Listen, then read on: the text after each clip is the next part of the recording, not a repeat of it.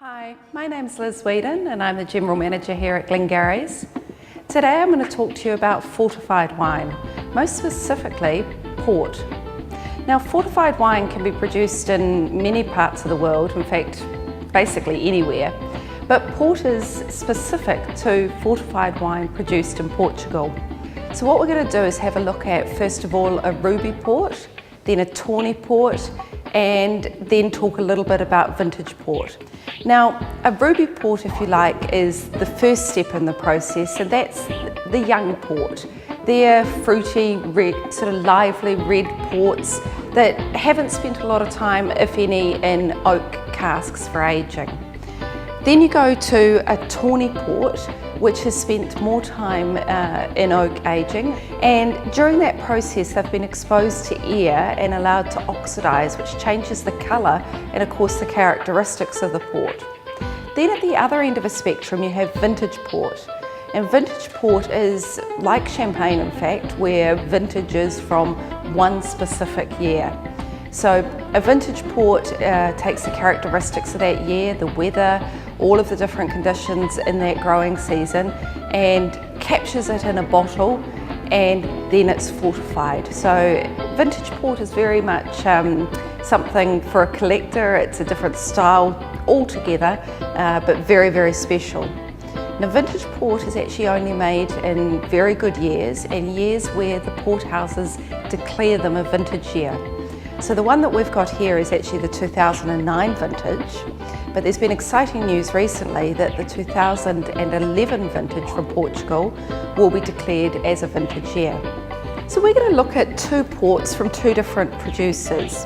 The first of which is Barrows. So Barrows, you can see here on the label, established in 1913, so celebrating 100 years this year. A producer that you're probably familiar with. It's a very, very large producer, but producing top quality port. The second producer we're going to look at is Quinto Dolorosa. Now, Quinto Dolorosa, in terms of scale in comparison to Barrows, definitely a smaller house. If you like, a boutique producer. So these two ports are in different styles. We've got the ruby and the tawny. So the lighter port and then the one that's seen more time in oak. So what we'll do is we'll pour them and first of all just have a little look at the difference in the colour and then have a taste of them. So this is the ruby here. So, and then this one here is the tawny. So with the ruby, we're expecting it to be a lot brighter in colour, a lot redder in colour. And with the tawny there, because it's spent more time in oak, to have a slightly sort of, if you like, browner characteristic to it. So when you have a look at the two glasses, definitely this one is a lot more vibrant red, and this one's got sort of, not so much brown, but a darker sort of deeper colour around the edge. Definitely not sort of your primary red colour. In terms of taste and smell, the ruby, yep, very vibrant, lifted. You can smell all those lovely red berries. And with the tawny, I'm getting more sort of those lovely raisined characteristics.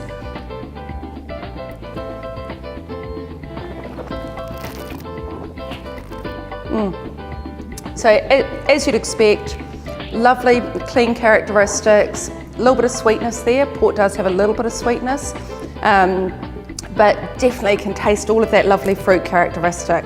Then if I have a look at the tawny,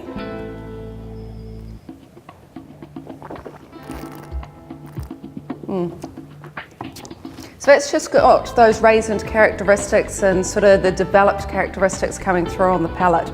But both excellent ports and both great value. Right, so that's the Barrows Ruby and the Quinto Dolorosa Tawny ports. So that's the first two steps in port. So ruby first, then tawny, and of course goes right through to vintage port. Now we have a great range of vintage port in our Glengarry stores and also online. So I encourage you to check that out. And whilst you're there, why not check out our tasting page? We've got some great tastings coming up, particularly of vintage port. And of course, while you're online, why not subscribe to our YouTube channel to keep up to date?